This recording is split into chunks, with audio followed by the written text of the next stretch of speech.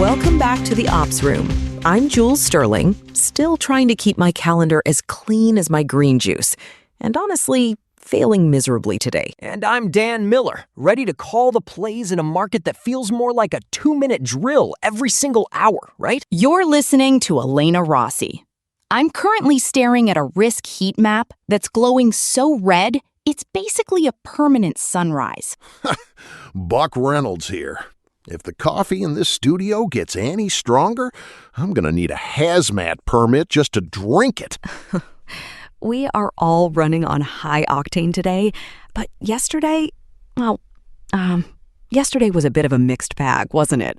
We spent a lot of time talking about that Amazon supply chain launch, which, honestly, Dan, you're still calling a pincer move on the industry. It is. Right? Total coverage of the field. And we touched on that FBI alert about the 60% surge in cargo theft. That's the real threat in the backfield. Not to mention the clean energy push with those new RNG stations. I'm still processing Buck's swamp gas comments from yesterday. It's still swamp gas, Elena. Call it whatever fancy name you want. But we've got a massive show today. A real solid one. A heavy news day, actually. One of those days where the board is moving so fast, you can almost smell the friction. It's definitely heavy. We're looking at some literal fog of war in the Strait of Hormuz and some Q1 financial results that are, they're a little sobering. Look, before we get to the global stuff, let's talk about who's moving the chess pieces at home. Logistics Plus. Big news there. Oh, I've been following this. Jim Berlin, he's basically a legend in the game. He's finally transitioning to chairman after 30 years. He built that company from 3 employees to a global powerhouse. It's a textbook succession play. Yuri Ostapiak is taking the CEO seat. He's been the COO for years. It's a signal of operational rigor, right? Exactly. He's been there for 20 years. It's sort of that built for what's next mentality they've been pushing. It's not just freight forwarding anymore. They're moving into deep infrastructure and business intelligence. Look, it's a great story, but the rest of the Q1 board, it's looking pretty ugly for the big players. Universal Logistics just posted a net loss of $3.5 million for Q1. They were up $6 million this time last year. The intermodal drag is real, Dan. They lost $13 million just in their intermodal segment. Load volumes dropped over 23%. That's not just a soft patch. That's a crater. Well, okay. But Universal isn't the only one feeling it. PAM Transportation, or PAMT as they're calling themselves now, they only broke even because they sold a building in Laredo for $12 million. Right. That's like a team winning because the other side got a forfeit. If you take out that asset sale, their operating ratio was 100.2%. They're spending more to move the freight than they're making on the invoice. Damn. That's what happens when you're tied to the automotive sector like they are. When the car plants sneeze, the whole fleet catches pneumonia. Actually, it's deeper. We're seeing a shift to where liquidity is the only thing keeping the lights on. Stiefel already cut Universal's price target. Analysts are smelling blood because these companies aren't just surviving a recession anymore.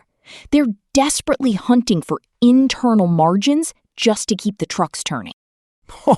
Okay, but if you want to see a real brawl, look at what's happening on the tracks. Union Pacific and Norfolk Southern just refiled their $85 billion merger application with the Surface Transportation Board. Wait, didn't the STB reject that back in January? Yep, said the filing was incomplete. But UP CEO Jim Vena just doubled down. They're calling it the Great Connection, a 52,000-mile transcontinental monster. I suppose, but they're trying to sell it as a green initiative, saying it'll remove 2.1 million trucks from the road. My thing is, how does that look to a carrier who's already struggling? It looks like a death sentence. You build a single-line service from the West Coast to the East, and suddenly every intermodal lane is under their thumb. No more switching in Chicago or St. Louis. It sounds efficient, sure, but it's a monopoly in sheep's clothing. Look, the diesel prices are the kicker. We're north of $5.60 a gallon in some regions. Shippers are looking at those intermodal savings like it's a life raft. It's sort of a perfect storm, right? You've got AI tools now making intermodal more predictable, diesel is through the roof, and you've got these rail titans trying to combine. But UP has a poison pill in the deal. They told the STB that if they're forced to sell off lines or give up too many trackage rights, they're walking. It's an all-or-nothing play.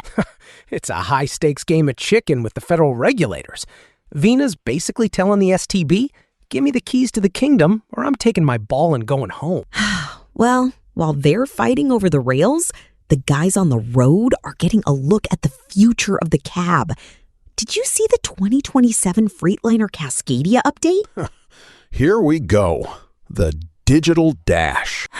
I knew you'd love that, Buck. No, it's actually really cool. They've integrated the platform science virtual vehicle stuff directly into the truck's native screens. No more aftermarket tablets glued to the dash. It's a 12-inch cluster and a 15-inch infotainment screen. Great. Just what my drivers need. More Netflix options while they're trying to navigate a tight dock. It's for HOS compliance and navigation, Buck. It lets the fleet configure the apps by driver or by route. It's about reducing distraction by making the tech feel like part of the truck, not an add-on. Actually, it's the software-defined vehicle transition. They've also got the Gen 6 Detroit DD15 in there. It's hitting those EPA 2027 emission standards a full year early. A jump of 8% in fuel economy? In this market? That is like finding a $100 bill in every tank. If you can afford the truck, Dan. The EPA 2027 standards, the ones targeting NOx reductions, are expected to add $25,000 to $30,000 to the price of a power unit. $30,000? For a truck that's probably going to spend half its life in the shop because the after-treatment system is too sensitive to breathe the air? Actually, there's a rumor that the June EPA proposal might scale back the warranty requirements. If that happens, the cost hike might only be $8,000 instead of $30,000. That would be a huge win for fleet renewal. But speaking of wins, did you see the FDA's new proposal? The oral fluid drug testing? Finally! The ATA has been banging that drum for years. It's a risk management dream. No more shy bladder delays or the chain of custody nightmares you get with urine samples. It's faster, it's harder to cheat, and it keeps drivers on the road. Well, I'll be. A piece of government paperwork that actually helps the driver. Mark that on your calendar, Jules. Hey, before we get into the heavy stuff with the energy markets, I want to take a quick second to mention who makes this madness possible. Right. Look, strategic logistics, the kind of deep dive analysis we do every day, it requires some serious world-class engineering in the background. This show is powered by The Stack, developed by Eric Christensen at Neural Network Media. He's the architect behind the code that keeps us on the air. If you want to support the work he does and get something for yourself while you're at it, visit our Patreon at patreon.com/Neural Network Media. You can get a free trial and access to our daily briefing PDF. It's the playbook for the industry. Bottom line. Truly, if you value the data we're putting out, check it out. Now, let's get back to the board. Look, if we thought the rail merger was big, the macro-industrial shift is getting even more aggressive. Trump just tore up the Turnberry Agreement, 25% tariffs on cars and trucks imported from the EU. It's a Heartland first policy. The administration is claiming the EU didn't play fair on the trade deals. So now, the German luxury brands are going to feel the squeeze. But it's not just about the tariffs. It's what FreightWaves is calling the Heartland's revenge. AI is reindustrializing the American interior. We're seeing factories popping up in places that haven't seen a new smokestack in 50 years because AI and robotics have leveled the playing field against cheap overseas labor. I'm seeing it in the lanes. More short haul, more manufacturing components moving between regional hubs. It's a different kind of trucking than the cross-country hauls I grew up with. But, okay. Doesn't that also mean a lot of volatility for our clients who rely on those global supply chains? Yes, especially since the Department of Justice is also ramping up antitrust investigations into the major meat packers. The cattle market is under the microscope. Between tariffs and criminal probes, the cost of doing business is getting very, very complicated. Or it's just a new game. You adapt or you get left on the bench. Speaking of adapting, how about that hydrogen deal at the ACT Expo? Oh, the Toyota High Road partnership? They're putting 40 hydrogen fuel cell Class 8s into Southern California. Hydrogen. Here we go. 500-mile range, 15-minute fill-up? Sounds like a fairy tale. Actually, Buck, Toyota is building a dedicated hydrogen station at their Ontario, California facility, and it's going to be open to the public. They aren't just selling the trucks, they're selling the energy and the maintenance as a turnkey bundle. It's sort of a way to bypass the charging grid problems, right? You don't need a 4-hour charge if you can pump the H2 and get back on the road. I'll believe it when I see a guy in a dirty flannel refueling one in a snowstorm. Until then, it's a science project in SoCal. All right, we need to talk about why the fuel prices are actually hitting these records. It's the dual blockade in the Strait of Hormuz. I saw the reports this morning. The Project Freedom Initiative? Right. Yesterday, May 4th, the U.S. Navy successfully escorted the Alliance Fairfax, that's a Maersk-operated car carrier, out of the Persian Gulf. It was the first real success of the Trump administration's plan to break the Iranian blockade. Ooh, that's a huge play. But the IRGC isn't just going to sit there and watch, are they? Not at all. Iran's Fars news agency claimed they hit a U.S. frigate with 2 missiles. CENTCOM denied it, said the missiles didn't even come close. But the fog of war is thick. It wasn't just the frigate they were aiming at.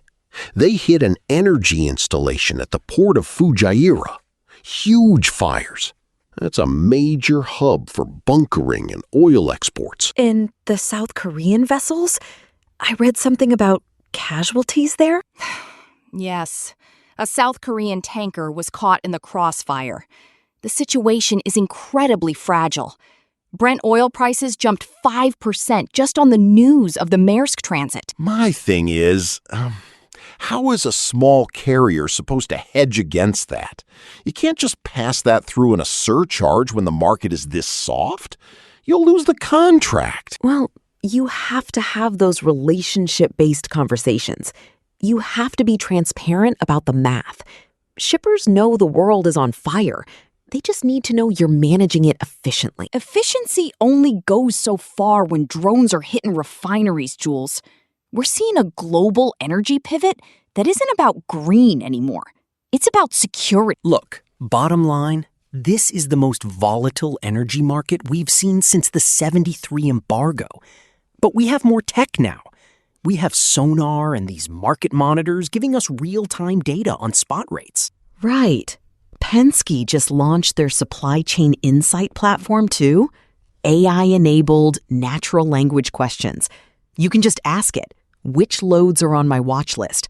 And it gives you the risk profile. I'd ask it, which loads aren't currently being aimed at by a missile? Cold, Elena. Very cold. Here's the deal. We're looking at a world where the lines between a shipping lane and a front line are getting real blurry. If you're a fleet manager, you can't just look at your ELD data anymore. You've got to be looking at the news from Tehran and Washington just as closely. It's sort of a reminder that, like I always say, behind every GPS dot is a human relationship. And in this case, some very tense international ones. And a lot of revenue on the line. Look, we're in the middle of a massive realignment. Whether it's rail mergers, hydrogen trucks, or naval escorts, the high road is getting a lot steeper. My thing is, don't let the cool tech of the 2027 Cascadia distract you from the physical risk of the energy market. A digital dash won't help you if you can't afford the fuel to move the truck. All right, for the folks hitting the road on Monday, here's your operational takeaway. If you haven't audited your fuel surcharge agreements in the last 30 days, do it tonight. The volatility in the Strait isn't a news story. It's a direct tax on your margin that's coming for you next week. Keep your tanks full and your eyes open. Well said, Buck. I'm going to go try and find some internal margins in my own schedule. Precision is the only antidote to chaos, people. Stay safe out there. Keep your head on a swivel. The market's moving fast, but we're moving faster. I'll see you guys at the next kickoff. Watch your six. And remember, a truck that's sitting is a truck that's losing. Keep 'em rolling.